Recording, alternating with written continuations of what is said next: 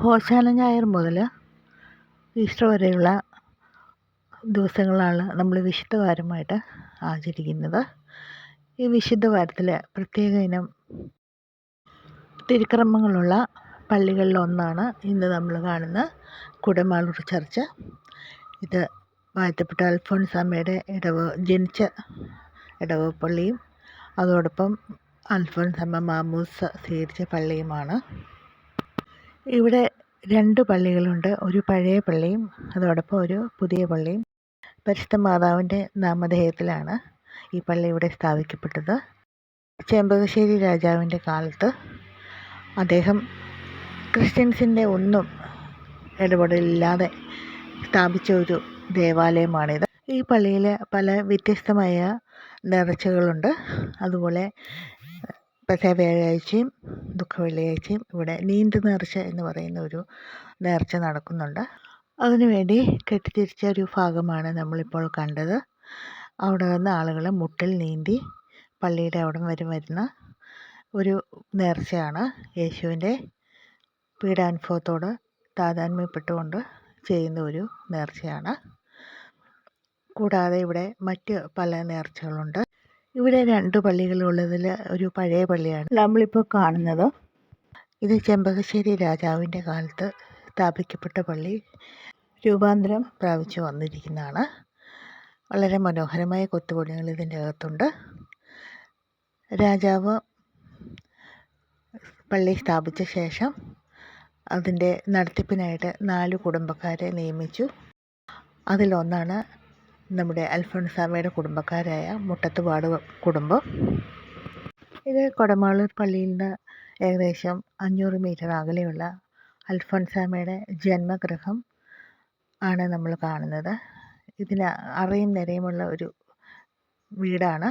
അത് ഇപ്പോൾ മനോഹരമായ ഒരു നിർമ്മിതിയുടെ അകത്തായിട്ട് സൂക്ഷിച്ചിരിക്കുന്നതാണ്. 1910 ഓഗസ്റ്റ് 19 മുട്ടത്തുപാടത്ത് ജോസഫിൻ്റെയും മേരിയുടെയും മകളായി അൽഫോൻസാമ്മ ജനിച്ചത്. അൽഫോൻസ ജനിച്ച ശേഷം 3 മാസം കഴിഞ്ഞപ്പോഴേക്കും അൽഫോൻസാമ്മയുടെ മാതാവ് മരണപ്പെട്ടു. പിന്നീട് അൽഫോൻസാമ്മ വളർന്നത് മാതാവിൻ്റെ സഹോദരിയെ വിവാഹം കഴിച്ചിരിക്കുന്ന മുരിക്കൻ കുടുംബത്തിലാണ്. അൽഫോൻസാമ്മയുടെ ജീവിതത്തിലെ വിവിധ രംഗങ്ങൾ ഈ കെട്ടിടത്തിൽ പ്രദർശിപ്പിച്ചിട്ടുണ്ട്. അതോടൊപ്പം അൽഫോൻസാമ്മ ഉപയോഗിച്ചിരുന്ന വസ്തുക്കൾ എല്ലാം നമുക്ക് ഇവിടെ കാണാനായിട്ട് സാധിക്കും.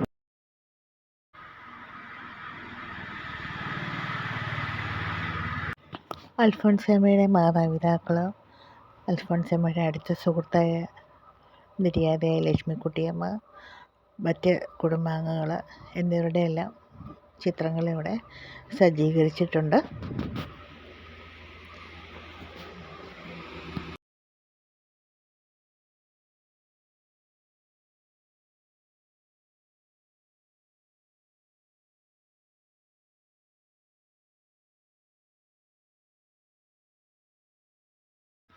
സിസ്റ്റേഴ്സിൻ്റെ മേൽനോട്ടത്തിൽ ഈ ഒരു ഗ്രഹം വളരെ മനോഹരമായ രീതിയിൽ പരിപാലിച്ചിട്ടുണ്ട്. വളരെ മനോഹരമായ ഒരു ഗാർഡൻ നമുക്ക് കാണാം. അതോടൊപ്പം കെട്ടിടങ്ങളും ചുറ്റുപാടുമെല്ലാം നല്ല മനോഹരമായ രീതിയിലാണ് ഒരുക്കിയിട്ടുള്ളത്. പള്ളിയിലെ പ്രധാന നേർച്ചകളിലൊന്നായ തമുക്ക് നേർച്ച പെസഹ വ്യാഴാഴ്ചയാണ് വിതരണം ചെയ്യുന്നത്. നമ്മൾ ചോറ് വയ്ക്കുന്ന അരിയാണ് ഒന്ന് വറുത്തെടുക്കുന്നത്. വറുത്തെടുത്ത ശേഷം തരിതരിപ്പായി അവലോസ് പൊടിയുടെ പരുവത്തിൽ പൊടിച്ചെടുക്കുന്നു. അതിനുശേഷം മധുരത്തിനായി ശർക്കര ഉരുക്കി ചേർക്കുന്നു. അതിലോട്ട് തേങ്ങ ചിരകിയത്, ഏലക്ക എല്ലാം ചേർത്ത് നന്നായി യോജിപ്പിക്കുന്നു. അതിനുശേഷം ചെറുപഴമായ ഞാലിപ്പൂവൻ പഴമോ പാളയംകോടൻ പഴമോ അരിഞ്ഞിട്ട് ഉപയോഗിക്കുന്നു.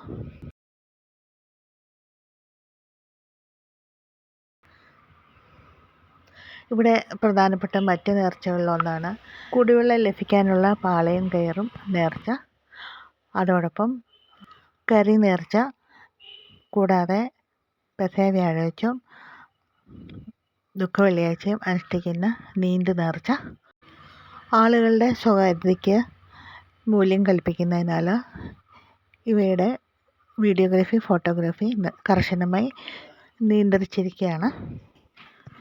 കോട്ടയം ജില്ലയിലാണ് ഈ പള്ളി സ്ഥിതി ചെയ്യുന്നത്. വിശുദ്ധ വാരത്തിൽ സന്ദർശിക്കാൻ എന്തുകൊണ്ടും അനുയോജ്യമായ ഒരു പള്ളിയാണിത്.